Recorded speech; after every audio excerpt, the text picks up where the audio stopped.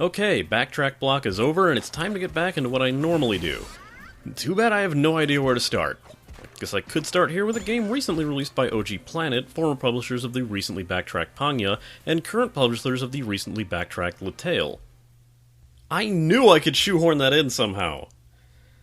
Wow, first time back on camera in like 2 months and that's the only thing I have to say. I was slightly concerned to be so soon looking at another world MMO right after having done 2 of them for episode 50 and 51, but this game didn't exactly end up being what I expected. So that's good, at least. Right? So let's take a look at this recently US-launched anime-style whatever this genre can be called. This is the MMO Grinder, and it's time to look at Heva Clonia.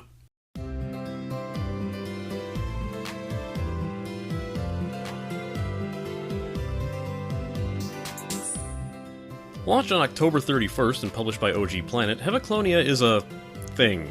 It's definitely not a world MMO, but it's not dungeon-based either. It's like a hybrid of a world MMO and a beat-em-up, with elements of platforming and a Pokemon-light pet collection system. Definitely not what I was expecting.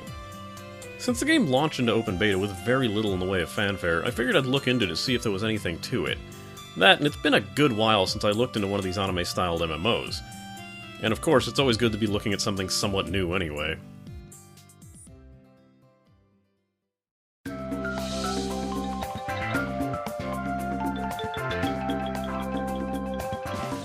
As I, just mentioned, the graphics are done in a 3D anime style, with plenty of cute styled characters and enemies to go around. It makes use mostly of cell shading, with character outlines that you can disable for the sake of performance or personal preference, as well as an overly literal cell shading effect that casts an odd-looking shadow over your characters' faces, and it's on by default. I honestly didn't like how it looked, and it made it look more like there was this dark, flat porcelain sheen over the characters' faces that robbed them of some of the brighter details. So when I removed the feature, I felt the game ended up looking a lot better. It's your call if you want to leave it on or off, but it's not like the game is much of a challenge to your average video card or processor, save for when you get into a crowded town, but that's for a different category. Environments kinda get really repetitive, especially in the first country, Haz, where there are only 3 environments to take in: mountain, tropical, and the main city. Despite slight variations in how they're laid out, possibly getting different times of the day for some of those areas, I felt they were beginning to look all the same, and it started to wear thin on me. It got to the point that out of meager curiosity, I ran through the entire game's areas to see if they did eventually change up. It wasn't until I reached Akin, which stuck heavily with the desert motif, until reaching the final area of Dark Temples before I was stopped by a coming soon message and then murdered by dragons. So yeah, it does change up, but it takes a while. On the plus side, I can now teleport anywhere in the game. There is a certain level of enemy variety in the maps, which is nice, even if certain areas will only stick to about 3 different enemy types, with the occasional bleed over of an enemy from the next area. For example, Brawl Fortress is nothing but the turtle-like Brawl enemies, and Brownie Village is nothing but the fairy-slash-monkey-like Brownie enemies, save for a bit of a bleed over from the raccoons of the previous area. The only issue stems from this game's questing system, keeping you in these areas for so long that you just get sick of looking at them and can't wait to go somewhere else. Enemies also do that Korean MMO staple of randomly talking to you, but in the game the variety of these statements are down to like 2 sentences for every enemy. I've seen opponents yell, "This is the end, lol," to the point that I just tuned it out, and yes, lol is spelled phonetically. There's a screen shake effect that's also easily disabled, and it's so overstated that I found myself doing so just so I could sit still for a while without thinking I was about to be crushed by something. There's also an odd graphical glitch that occurs when using the canon travel system, that would sometimes turn the background solid black when the camera tilted at certain angles. It's nothing game-breaking or terrible, but just hard not to notice.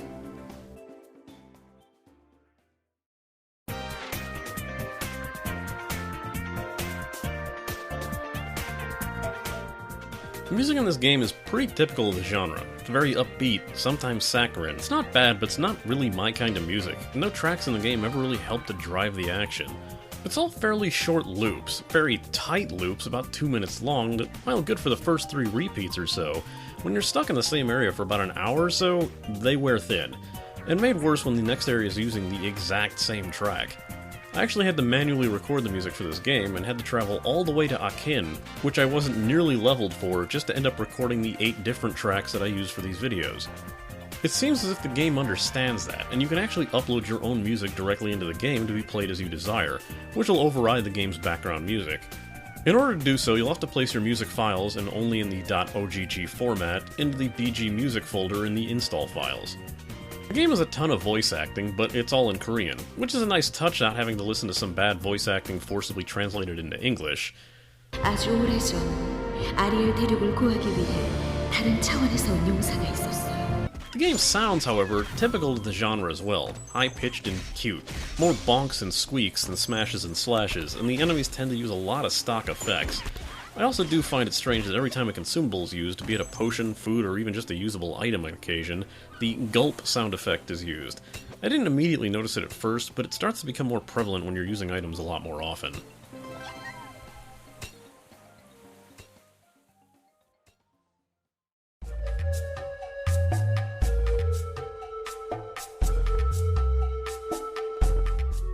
Starting out allows you the choice of only one server again, known as Heva. You can, however, choose between multiple channels, and like the other OG Planet game I reviewed, Lattale, the majority of the players are on Channel 1, with the remaining channels seemingly almost empty. When creating a character, you'll notice that you won't have any choice in your class right away, instead only having a few options for your look, many of which will be immediately nullified by the time you get your first armor piece. Your character basically starts out in Jack-of-all-trades starter class, getting little snippets of abilities that you'll get from the game's class paths, but you can change your class once you reach level 10, but more on that later. In starting out, you're taken to a story-based tutorial area which will explain the game's mechanics. As this game controls like a beat-em-up, it's pretty useful to understanding how the game works, and gives you a taste of how potentially powerful your character could become.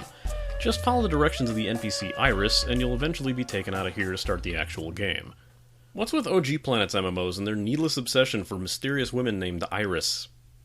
If you feel lost about something, and not to mention that there's a lot the tutorial doesn't cover, the game will constantly pop up tooltips every time you reach a new area. If you're finding this as annoying as I eventually did, you can disable it by clicking on the Tips option, or waiting for the next time it shows up and checking the Hide Tips block. You'll be glad you did, especially if you're playing on a controller. Speaking of, controls for the game are relegated to the arrow keys for movement, with X being to attack and C to jump or double jump, space to loot, and talking to the NPCs. Z chooses a target, and you can slot skills through A, S, D, F, G, and Q, W, E, R, T, as well as the number keys 1 through 10. Most of the game you'll just be spamming your attacks and skills to do as much damage as possible, and there's really not much more to it beyond that at the core. Due to this, I felt it was better to play the game on a controller, which has many buttons that you can map to wherever you choose, but you should probably understand what each one does before you start mapping out your preferred abilities. As stated, the game, at the core, feels like a beat-em-up, but it's not as involved. Most of your more interesting skills are ability-based and activated, while your basic attacks are just simple strikes, rarely doing any kind of combos, and all following standard RPG rules, meaning missing and damage mitigation when attacking higher-level enemies is pretty common. The abilities follow an interesting path in the game, as instead of merely choosing an ability to cast when you want it, some abilities are chained into each other. So when you start with the first on a chain, you can press a direction key to cast the next one in the chain immediately, and continue until you run out of skills.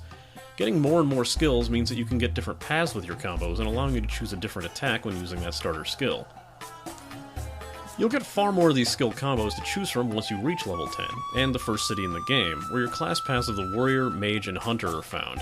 They're pretty standard MMO norms, with warriors focusing on taking damage and dishing it out with a myriad of weaponry, mages focusing on doing massive burst damage with their spells, and hunters using ranged weaponry, or foregoing the bow and gun route in order to focus on fast dagger-based or fist-based attacks.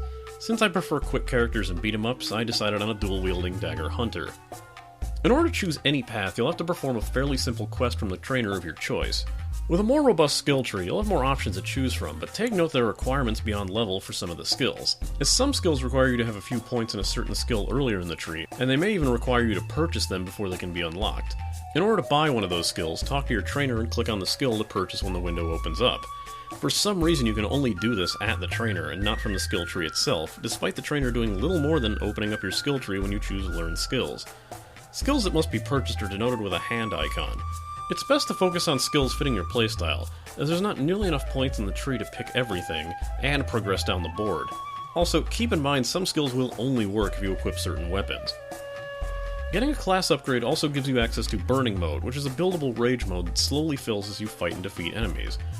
Once you have at least one bar filled, you can activate it by pressing left control by default, which will transform your character into a larger, faster, and more powerful version of themselves, able to burn through enemies in no time. It's most useful on tougher dungeon bosses, and having more bars built will only increase the amount of time that you have in that mode. It cannot be deactivated early in order to save what you have left over, unfortunately. so when you hit it, you're in for the long haul, and you'll have to build it up from zero before you can use it again. While the quest system is pretty straightforward, usually amounting to the standard kill and collection quests, there's a few quirks to the system. For example, many of the collection quests that ask you to loot items from enemies will automatically be looted once you kill them. No need to pick anything up if they've dropped. However, if you have a full inventory, which later on will happen a lot, if you kill an enemy that normally would have dropped the item you need, it will not enter your inventory or count towards your quest goal, essentially wasting that enemy kill, so make sure that you have some space before starting one. Secondly, sometimes the game isn't all that clear about what it wants you to do in a quest, requiring you to use an item or collect one and then use it, or turn it into something else. It gets odd. One of the more confusing examples was when an NPC asked for Dark Mist, and explained very little about how to get it. The only clue was an early bit of what seemed like flavor text mentioning that that NPC liked to pick herbs from the village. What this apparently meant is that it wanted us to use the herb crafting nodes and gather the items that way. Not all the quests are cut and dry, is what I'm getting at. When turning in a quest, occasionally you'll see a chance to gamble the XP you use by playing a quick round of rock, paper, scissors. Win and you'll double your XP reward. Lose and you'll cut it in half. You can even keep going to double it further for up to 5 times. I ended up losing so much that I just never bothered to take them up on the offer. But it's your call if you're feeling lucky, and it can potentially skyrocket how fast you progress. Or completely tank it. A game called Heva Clonia might be playing it a bit on the nose when they include a cloning-style pet system, but it's here, and here's the basics on how it works. When killing an enemy, there's a varying chance the enemy will drop its DNA. Once you have a vial of DNA, you can bring it to any clone NPC you find in town and combine it with the appropriate level scroll. For example, levels 1 through 19 use basic scrolls, but once you pass 20 you'll need to buy a stronger one. When combined, you'll get a miniature version of that enemy with varying stats and types. Clones can be various types like shooters, guardians, healers, attackers, and so forth. Some clones called riders can even be used as mounts. When you have multiples of the same clone, you can combine them for a chance to increase their rank, which greatly boosts their stats and skills, but failure is a chance to completely downgrade your clone, or far worse, destroy it completely. Clones also gain their own levels alongside you, at what seems to be a fairly slower rate, as well as be equipped with a variety of stat-boosting drops. Just keep in mind that if you switch to a lower level clone but still have a higher level gear equipped, it will not have any effect on that clone until they reach the appropriate level. Also, your clone cannot be a higher level than you are. If a clone dies in battle, you have to use a scroll to revive it, but if it dies a certain number of times, you won't be able to revive it at all without a cash shop item, so keeping an eye on your clone's health is imperative if you plan on keeping it. Luckily, they can be fed certain foods that will heal them up quite well. I tend to forget I even have a clone pet half the time, and usually opt for just keeping a healer with me, set to passive so that I won't get into fights unnecessarily. Just be wary that some AoE attacks by enemies will hit your clone as well, even if they're not an active combat participant. The game is structured on a direct linear path with no real options for exploration or branching paths. One area always leads directly into the next, and each area is a self-contained mini-level with its own hub of quests, the occasional bleed over and backtrack required in some of them. As I mentioned in graphics, the areas, especially the first half of them, tend to look the same, and the feeling that you're not actually getting anywhere is hard to shake. The amount of time you spend finishing quests in each area varies greatly, and I've spent less than a half hour in one area and then over 5 hours in another. Getting around these areas is simple enough, as they're usually pretty linear, and only containing a side path here and there. The areas can be littered with environmental hazards as well, with simple spike pits to massive falling water drops and even a massive hammer that'll slam down onto the field. It adds a bit of life to some of these areas, but you'll find that they all tend to blur together after a while. Traveling around quickly, or even in some cases the only way to reach a side path in an area, is done by the cannons scattered around the map. Simply stand still once you're on top of one, you'll be launched in the direction of its link. You can see where each cannon goes by standing near it, not necessarily on it, and looking at the yellow lines on the minimap, or mouse over the minimap to see where each cannon connects. Finally, some easier forms of fast travel include your return skills, which will port you to the area's current safe spot, the paid teleports from the floating cat named Kai, or various return scrolls that you can set to a home point and will port you to specific areas in the game, usually towns. The game doesn't seem to have any system in place that'll interrupt you if you're casting a teleport spell when an enemy attacks you, so you can even use this to escape from a group of damaging enemies, provided you survive the time it takes to cast.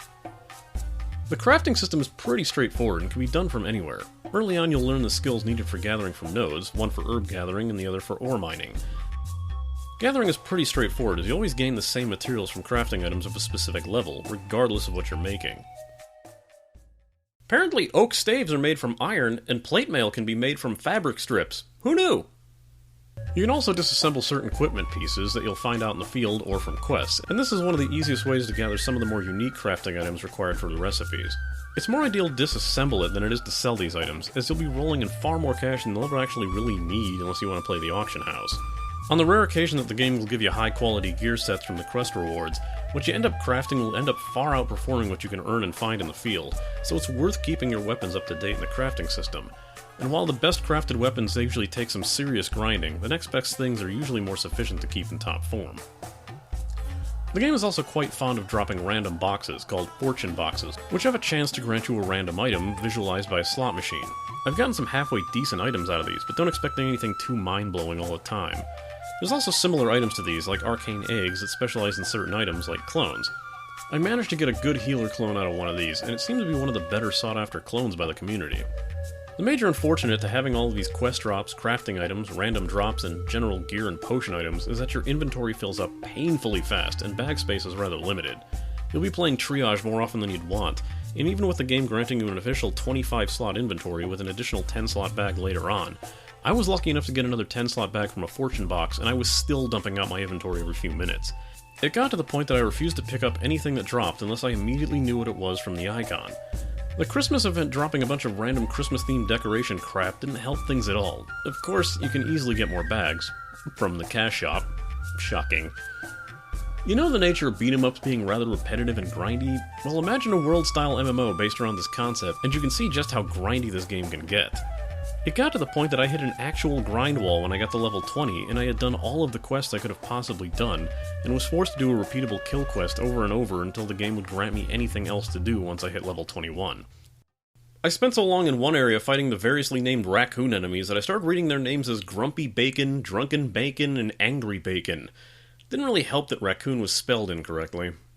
The other problem with the inherent grindiness is this. This game isn't remotely difficult. Games with repetitive beat-em-up style gameplay usually offset the monotony with challenging bosses, but this game doesn't really do that. The boss enemies on the map are little more than elites with boosted health, and if you're keeping an eye on your health or being followed around by a healer clone, there's little reason that you'll ever die in this game. Not that the death penalty is too bad, only deducting a repeatable quest's worth of XP from you, and allowing you to revive in various ways. Hell, the only reason I know this is because I only died twice, once entering a dungeon with a high difficulty level, and the other when I ran all the way to the final area of the game. Enemies don't even become a challenge unless they're nearly 10 levels over you, and unfortunately the game will not let you take on harder enemies, as it hides those quests from you until you're far closer in level, and therefore it's no longer a challenge. While the game makes a good MMO for beginners to the genre, or those who prefer something simple to grind to while they're distracted elsewhere, those looking to have to pay close attention and looking for a tense struggle probably aren't going to find it here.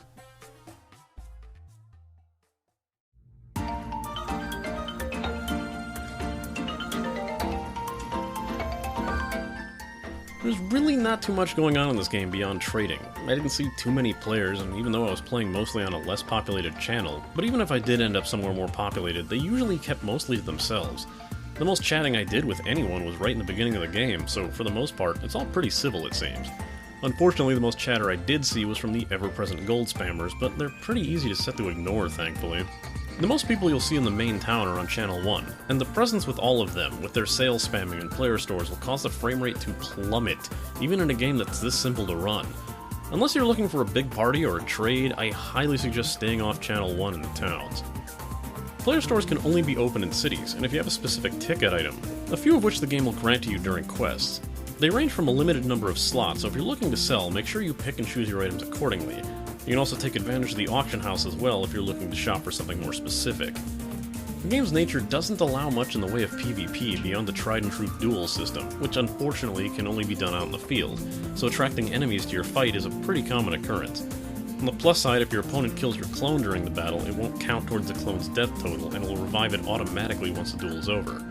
The loser also revives with minimal HP, and the regeneration rate of your health isn't all that fast, so again, be wary of any traveling monster if you're not looking to use a potion upon the end of the duel. The main meat of the game's cooperation aspect comes in the form of the dungeon, which, unfortunately, if being played at suggested level and you keep an eye on your health, are more than easily soloed. The bosses here are far more interesting than those in the field, but they're still not too much of a challenge unless you start setting things to a much higher difficulty level. Once you enter a dungeon, you'll be shown a window asking you to select a difficulty level, and some of which will require tickets, which are randomly dropped from enemies. If you're bringing friends along, make sure that your friend is at least the minimum required level for the dungeon, and possesses the correct number of tickets to enter. If not, you'll enter it alone and you'll have wasted the entrance fee if you don't go it solo. Luckily, the tickets are tradable if your friend doesn't have enough, but make sure everyone involved has the appropriate amount to enter before you start the dungeon and save yourself the headache. The game also features a couple system, offering bonuses and extra two-person dungeon challenges to avatars of opposing gender only. Since I tend to roll female characters primarily, and my friend also chose a female avatar, I wasn't able to see these systems firsthand. Just expect the ever-enterprising male player character to ask you to be a couple with them without even saying hello first. You know, just like in real life. There's also the tried-and-true guild system, which the game is so keen on you partaking in that there's a quest you actually cannot complete without either joining or starting a guild. If you'd rather start your own, you must be level 15 and spend 10,000 gold at the guild NPC. There you can enter a guild name with no spaces and a limited number of letters, as well as choose from a set number of icons, or even upload your own into the game's files as long as it's a 32x32 icon, and not violating any of the game's policies. Apparently the brunt of the game's PvP systems will focus on the guild versus guild activities, and you can collect points and achievements through being in a guild as well, so at least there's some substance to the system beyond the oversized friends list aspect.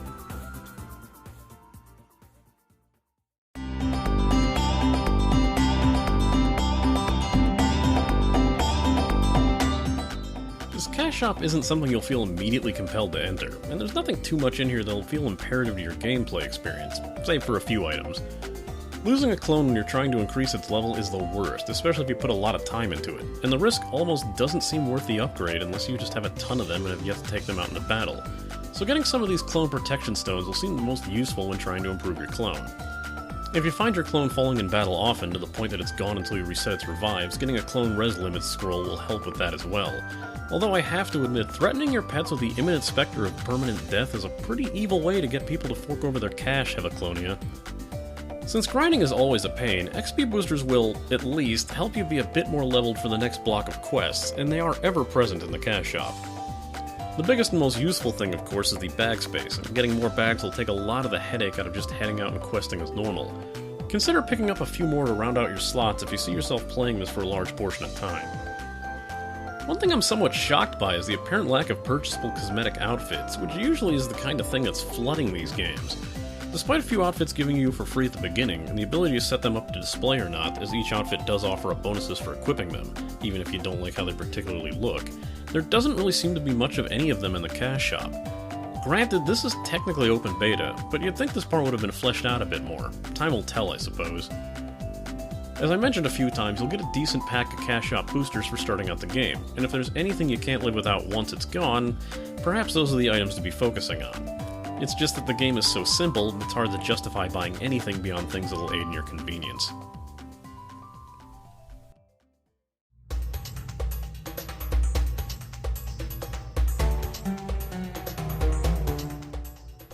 Despite not being what I expected, Heva Clonia was an interesting game, but unfortunately for me, not interesting enough to keep my interest for all that long.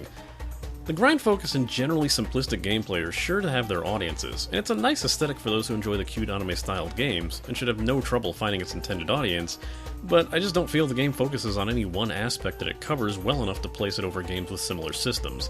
Here's my final rating. Sometimes simplicity is enough, and those who wanted to get into the idea of an MMO but were turned off by complex mechanics, micromanaged gameplay, or challenges that can't be overcome when making personal mistakes or not in a group, should find Heva Clonia an excellent game for those looking to start an MMO, especially younger audiences. It's extremely simple to understand, and even the most complex mechanics can be ignored while still faring well enough in the game to progress at a steady rate. Clone Collection is a great system for those who like to collect and trade pets, and having them serve a combat use might be enough to swing someone's decision into playing this. Backspace being chokingly limited makes getting some more storage slots almost imperative to those who would want to continue on in this game, lest you enjoy stopping mid-battle every 5 minutes to play triage while enemies smack you across the face. The generally slower XP gain might make XP boosters a decent buy if you're worried about hitting a grind wall, but the most useful item for clone collectors would have to be the clone saving items, especially if you have any intention of getting the best out of your combat pets. Combining elements of a beat-em-up and a world MMO force out the repetitive nature of both genres, and this game almost doubles that, especially with a lack of new-looking areas. It'll make it all seem like you're just performing the same actions over and over when you're starting out, and you might grow tired of it before you're willing to progress to find something more interesting. A focus on grind tends to turn a lot of people off, especially when the enemies and areas you're in look the same, and you'll feel either through skill or equipment that you've well past the need to remain in that area any longer, but only your level says that you can't go any further. Even with the bare minimum attention to your gear and health, the game is extremely easy, with the only challenges being forced entirely on yourself by undertaking tasks that are far beyond your level. As long as you're doing what the game is telling you to do, you'll probably breeze through this game without even having to remember you have a health bar to worry about. And with that, it's the last official MMO Grinder episode for the year. Stay tuned to the site and I may have some more various side videos and definitely some end-of-the-year articles, and I'll be back with full episodes sometime in January. But first, some announcements. Want to talk about how much you hate everything I said in this episode? Probably best to keep that to my site or wherever you're seeing this.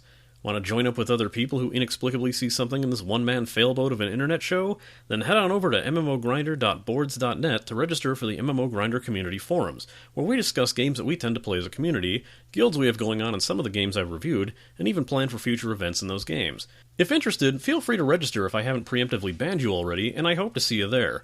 Except you. You know who you are. Sure, I've been tweeting about these forums and they've been linked on my site for weeks now, but as a general internet rule goes, if it hasn't been mentioned in a video, it technically doesn't exist yet.